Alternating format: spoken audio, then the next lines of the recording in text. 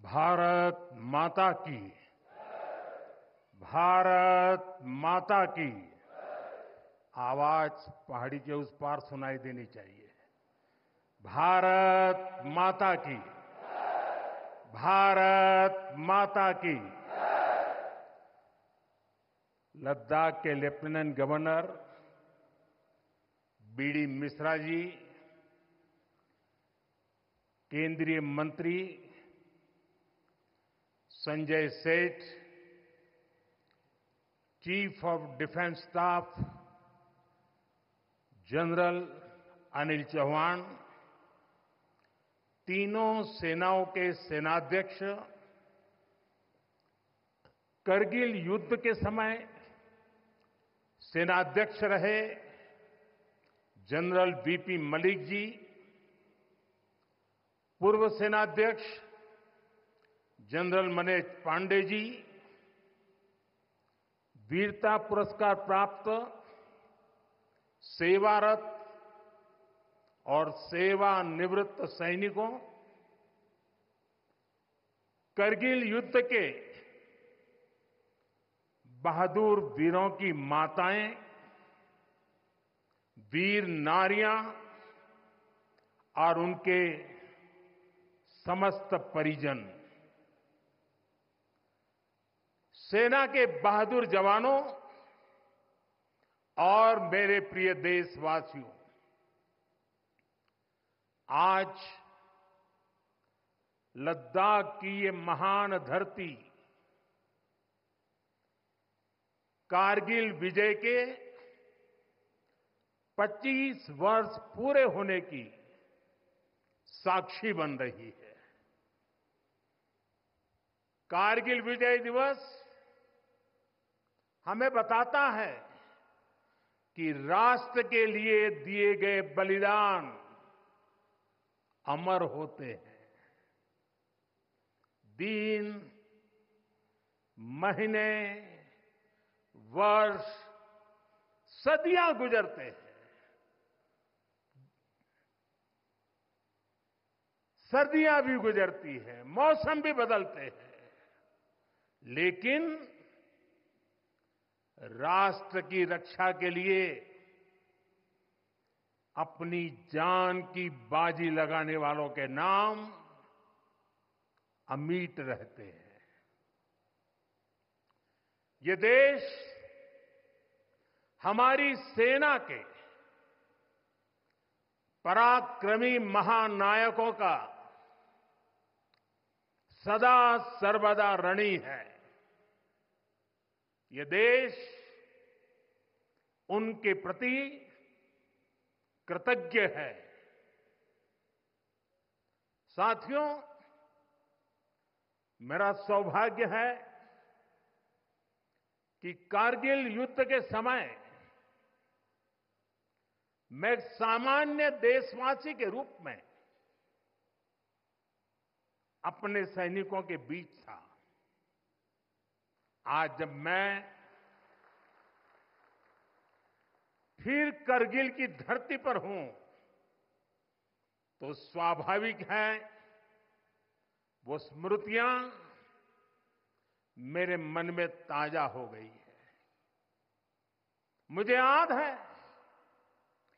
किस तरह हमारी सेनाओं ने इतनी ऊंचाई पर इतने कठिन युद्ध ऑपरेशन को अंजाम दिया था। मैं देश को विजय दिलाने वाले ऐसे सभी शूरवीरों को आदरपूर्वक प्रणाम करता हूं। मैं उन शहीदों को नमन करता हूं जिन्होंने कारगिल में मातृभूमि की रक्षा के लिए अपना सर्वोच्च बलिदान दिया। साथियों, कारगिल में हमने केवल युद्ध नहीं जीता था, हमने सत्य, संयम और सामर्थ्य का अद्भुत परिचय दिया था। आप जानते हैं, भारत उस समय शांति के लिए प्रयास कर रहा था। बदले में पाकिस्तान ने फिर एक बार अपना अविश्वासी चेहरा दिखाया। लेकिन सत्य के सामने असत्य और आतंक की हार हुई। साथियों, पाकिस्तान ने अतीत में जितने भी दुष्प्रयास किए, उसे मुंह की खानी पड़ी है। लेकिन पाकिस्तान ने अपने इतिहास से कुछ नहीं सीखा है। वो आतंकवाद के सहारे, प्रॉक्सी वॉर के सहारे अपने आप को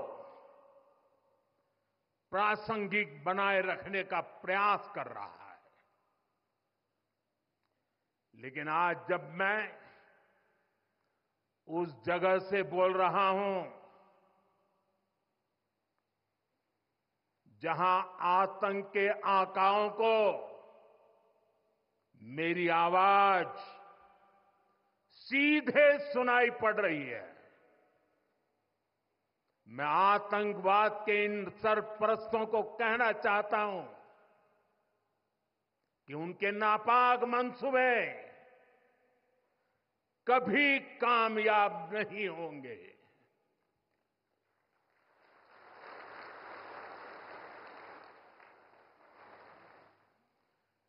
आतंकवाद को हमारे जाबाज पूरी ताकत से कुचलेंगे।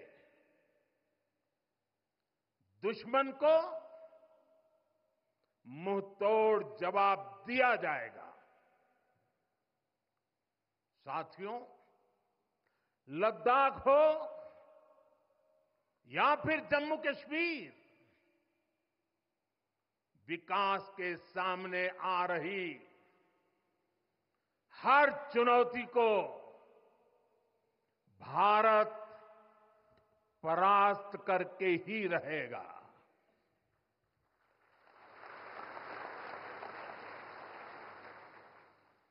कुछ ही दिन बाद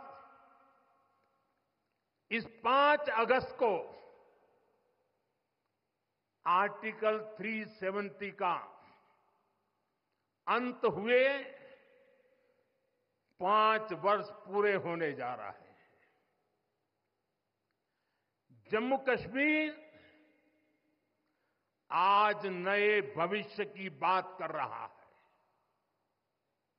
बड़े सपनों की बात कर रहा है। जम्मू कश्मीर की पहचान G20 जैसी ग्लोबल समिट की अहम बैठक करने के लिए हो रही है। इंफ्रास्ट्रक्चर डेवलपमेंट के साथ साथ जम्मू कश्मीर, लेह, लद्दाख में टूरिज्म सेक्टर भी तेजी से ग्रो कर रहा है। दशकों बाद कश्मीर में सिनेमा घर खुला है। 3.5 दशक के बाद पहली बार श्रीनगर में ताजिया निकला है। धरती का हमारा स्वर्ग तेजी से शांति और सौहार्द की दिशा में आगे बढ़ रहा है। साथियों, आज लद्दाख में भी विकास की नई धारा बनी है। सिंकुल्ला टनल, इसके निर्माण का काम शुरू हुआ है। सिंगोला टनल के जरिए लद्दाख पूरे साल हर मौसम में देश से कनेक्टेड रहेगा। ये टनल लद्दाख के विकास और बेहतर भविष्य के लिए नई संभावनाओं का नया रास्ता खोलेगी। हम सभी को पता है कि कठोर मौसम की वजह से लद्दाख के लोगों को कितनी मुश्किलें आती हैं। सिंकुंतला टनल के बनने से ये मुश्किलें भी कम होगी। मैं लद्दाख के मेरे भाई बहनों को इस टनल का काम शुरू होने के लिए विशेष बधाई देता हूं। साथियों, लद्दाख के लोगों का हित हमेशा हमारी प्राथमिकता रहा है। मुझे याद है कोरोना के समय में करगिल क्षेत्र के हमारे कई लोग ईरान में फंस गए थे। उन्हें वापस लाने के लिए मैंने व्यक्तिगत स्तर पर काफी प्रयास किए। ईरान से लाकर उन्हें जैसलमेर में ठहराया गया था और जब स्वास्थ्य की दृष्टि से पूरी तरह संतोषजनक रिपोर्ट मिले, उसके बाद उन सबको उनके घर तक यहां पहुंचाया था। हमें संतोष है कि हम अनेकों जिंदगियों को बचा पाए। यहां के लोगों की सुविधाएं बढ़े, ईज ऑफ लिविंग बढ़े, इसके लिए भारत सरकार निरंतर प्रयास कर रही है। बीते 5 वर्षों में ही हमने लद्दाख के बजट को 1100 करोड़ से बढ़ाकर 6000 करोड़ रुपए कर दिया है। यानी करीब करीब 6 गुना की वृद्धि। ये पैसा आज लद्दाख के लोगों के विकास में, यहां सुविधाएं बढ़ाने में काम आ रहा है।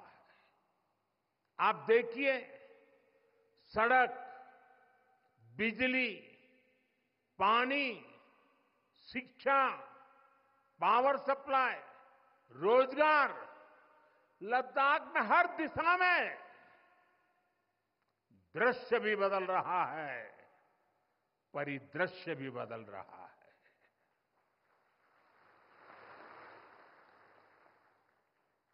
पहली बार यहां होलिस्टिक प्लानिंग के साथ काम हो रहा है। जल जीवन मिशन की वजह से अब लद्दाख के 90% से ज्यादा घरों में पाइप से पीने का पानी पहुंच रहा है। लद्दाख के युवाओं को क्वालिटी हायर एजुकेशन मिले, इसके लिए यहां सिंधु सेंट्रल यूनिवर्सिटी का निर्माण हो रहा है। पूरे लद्दाख क्षेत्र को 4G नेटवर्क से जोड़ने का काम भी चल रहा है। 13 किलोमीटर लंबी जोजिला टनल का काम भी जारी है। इसके वजन बनने से नेशनल हाईवे, नंबर 1 पर भी ऑल वेदर कनेक्टिविटी हो जाएगी। साथियों, हमने देश के सीमावर्ती क्षेत्रों में विकास के असाधारण लक्ष्य तय किए हैं। चैलेंजिंग टास्क को अपने हाथों में लिया है। बॉर्डर रोड ऑर्गेनाइजेशन बीआरओ ने ऐसे लक्ष्यों को पूरा करने के लिए अभूतपूर्व गति से काम किया है। बीआरओ ने पिछले 3 साल में ही 330 से ज्यादा इंफ्रास्ट्रक्चर प्रोजेक्ट पूरे किए हैं। इसमें लद्दाख के विकास कार्यों से लेकर पूर्वोत्तर में सेला टनल जैसे प्रोजेक्ट भी शामिल है। मुश्किल टेरेन्स में विकास की एक गति नए भारत की क्षमता और दिशा दोनों दिखाते हैं।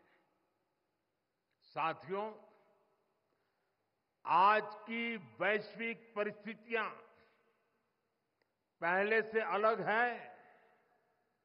इसलिए हमारी सेनाओं को हथियारों और उपकरणों के साथ साथ कार्यशैली और व्यवस्थाओं में भी आधुनिक होना चाहिए। इसलिए देश दशकों से डिफेंस सेक्टर में बड़े रिफॉर्म्स की जरूरत महसूस करता रहा था। सेना स्वयं वर्षों से इसकी मांग कर रही थी, लेकिन दुर्भाग्य से पहले इसे उतना महत्व नहीं दिया गया। बीते 10 वर्षों में हमने डिफेंस रिफॉर्म्स को रक्षा क्षेत्र की पहली प्राथमिकता बनाया है। इन रिफॉर्म्स के कारण आज हमारी सेनाएं ज्यादा सक्षम हुई हैं, आत्मनिर्भर हो रही है। आज डिफेंस प्रोक्योरमेंट में बड़ी हिस्सेदारी भारतीय डिफेंस इंडस्ट्री को दी जा रही है। डिफेंस में रिसर्च एंड डेवलपमेंट बजट का भी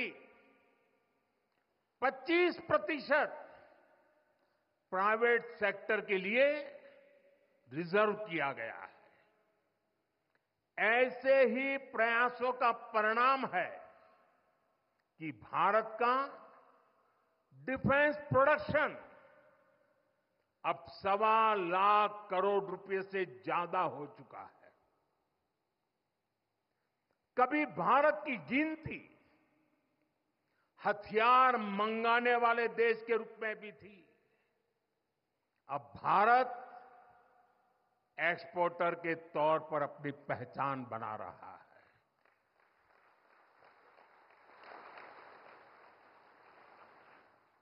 मुझे खुशी है कि हमारी सेनाओं ने 5,000 से ज्यादा हथियारों और ये सैन्य उपकरणों की लिस्ट बनाकर ये तय किया है कि अब ये 5,000 आइटम्स बाहर से नहीं मंगवाए जाएंगे। मैं इसके लिए सेना नेतृत्व को बधाई देता हूं। साथियों, डिफेंस सेक्टर में रिफॉर्म्स के लिए भी भारत की आर्म्ड फोर्सेस की सराहना करना चाहता हूं। हमारी सेनाओं ने बीते वर्षों में कई साहसिक निर्णय लिए हैं। सेना द्वारा किए गए जरूरी रिफॉर्म्स का एक उदाहरण अग्निपथ स्कीम भी है। दशकों तक संसद से लेकर अनेक कमेटी तक में सेनाओं को युवा बनाने पर चर्चाएं होती रही है। भारत के सैनिकों की औसत आयु, एवरेज एज, ग्लोबल एवरेज से ज्यादा होना, ये हम सबकी चिंता बढ़ाता रहा है। इसलिए ये विषय बरसों तक अनेक कमिटियों में भी उठा, लेकिन देश की सुरक्षा से जुड़ी इस चुनौती के समाधान की पहले इच्छा शक्ति नहीं दिखाई गई। शायद कुछ लोगों की मानसिकता ही ऐसी थी कि सेना मतलब नेताओं को सलाम करना, परेड करना। हमारे लिए सेना मतलब 140 करोड़ देशवासियों की आस्था। हमारे लिए सेना मतलब 140 करोड़ देशवासियों की शांति की गारंटी। हमारे लिए सेना मतलब देश की सीमाओं को सुरक्षा की गारंटी। अग्निपथ योजना के जरिए देश ने इस महत्वपूर्ण सपने को एड्रेस किया है। अग्निपथ का लक्ष्य सेनाओं को युवा बनाना है। अग्निपथ का लक्ष्य सेनाओं को युद्ध के लिए निरंतर योग्य बनाए रखना है। दुर्भाग्य से राष्ट्रीय सुरक्षा से जुड़े इतने संवेदनशील विषय को कुछ लोगों ने राजनीति का विषय बना दिया है। कुछ लोग सेना के इस रिफॉर्म पर भी अपने व्यक्तिगत स्वार्थ में झूठ की राजनीति कर रहे हैं। ये वही लोग हैं जिन्होंने सेनाओं में हजारों करोड़ के घोटाले करके हमारी सेनाओं को कमजोर किया। ये वही लोग हैं जो चाहते थे कि एयरफोर्स को कभी आधुनिक फाइटर जेट न मिल पाए। ये वही लोग हैं जिन्होंने तेजस फाइटर प्लेन को भी डिब्बे में बंद करने की तैयारी कर ली थी। साथियों, सच्चाई ये है कि अग्निपथ योजना से देश की ताकत बढ़ेगी और देश का सामर्थ्यवान युवा भी मातृभूमि की सेवा के लिए आगे आएगा। प्राइवेट सेक्टर और पैरामिलिट्री फोर्सेस में भी अग्निवीरों को प्राथमिकता देने की घोषणाएं की है। मैं तो हैरान हूं,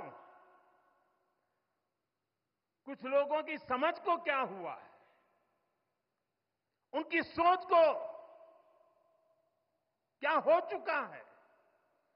ऐसा भ्रम फैला रहे हैं कि सरकार पेंशन के पैसे बचाने के लिए ये योजना लेकर आई है। मैं जरा ऐसे लोगों की सोच से शर्म आती है, लेकिन मैं ऐसे लोगों से पूछना चाहता हूं, जरा कोई मुझे बताए, आज मोदी के शासनकाल में जो भर्ती होगा, क्या आज ही उसको पेंशन देना है क्या? उसको पेंशन देने की नौबत 30 साल के बाद आएगी और तब तो मोदी 105 साल का हुआ होगा और तब न भी मोदी की सरकार होगी।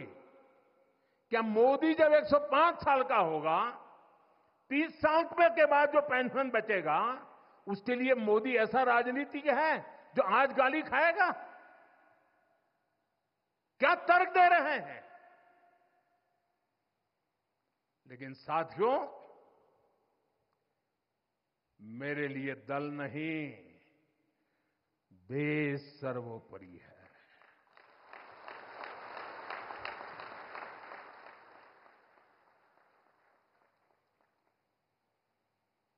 और साथियों, मैं आज गर्व से कहना चाहता हूं, सेनाओं द्वारा लिए गए इस फैसले का हमने सम्मान किया है।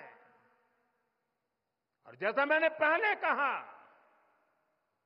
हम राजनीति के लिए नहीं, राष्ट्र नीति के लिए काम करते हैं। हमारे लिए राष्ट्र की सुरक्षा सर्वोपरि है। हमारे लिए 140 करोड़ की शांति ये सबसे पहले है। साथियों, जो लोग देश के युवाओं को गुमराह कर रहे हैं, उनका इतिहास साक्षी है कि उन्हें सैनिकों की कोई परवाह नहीं है। ये वही लोग हैं जिन्होंने एक मामूली रकम 500 करोड़ रुपए दिखाकर वन रैंक वन पेंशन पर झूठ बोला था। 500 करोड़। ये हमारी सरकार है जिसने वन रैंक वन पेंशन लागू किया। पूर्व सैनिकों को 1.25 लाख करोड़ रुपए से ज्यादा दिए गए। अब कहां 500 करोड़, कहां 1.25 लाख करोड़। इतना झूठ और देश के जवानों की आंख में धूल झोंकने का पाप। ये वही लोग हैं जिन्होंने आजादी के 7 दशक बाद भी सेना की मांग होने के बावजूद भी, देश के वीर सैनिकों के परिवारों की मांग होने के बाद भी हमारे शहीदों के लिए वॉर मेमोरियल नहीं बनाया। टालते गए, कमिटियां बनाते गए, नक्शे दिखाते गए। ये वही लोग हैं जिन्होंने सीमा पर तैनात हमारे जवानों को पर्याप्त बुलेट प्रूफ जैकेट्स भी नहीं दी थी। और साथियों, ये वही लोग हैं जो करगिल विजय दिवस को भी नजरअंदाज करते रहे। ये तो देश की कोटि कोटि जनता के आशीर्वाद है कि मुझे तीसरी बार सरकार बनाने का मौका मिला और इसलिए आज ये महत्वपूर्ण ऐतिहासिक घटना का हम पुण्य स्मरण कर पा रहे हैं। वरना अगर वही आ जाते तो इस युद्ध विजय की इस तारीख को याद नहीं करते। साथियों, कारगिल की विजय ये किसी सरकार की विजय नहीं थी। कारगिल की विजय ये किसी दल का विजय नहीं था। ये विजय देश की थी। ये विजय देश की विरासत है। ये देश के गर्व और स्वाभिमान का पर्व है। मैं एक बार फिर 140 करोड़ देशवासियों की तरफ से मेरे वीर जवानों को श्रद्धापूर्वक नमन करता हूं। सभी देशवासियों को पुनः एक बार कारगिल विजय के 25 वर्ष की शुभकामनाएं देता हूं। मेरे साथ बोलिए, भारत माता की। ये भारत माता की जय मेरे उन वीर शहीदों के लिए है, मेरे वीर भारत मां के वीर सपूतों के लिए है। भारत माता की, भारत माता की, भारत माता की। बहुत बहुत धन्यवाद।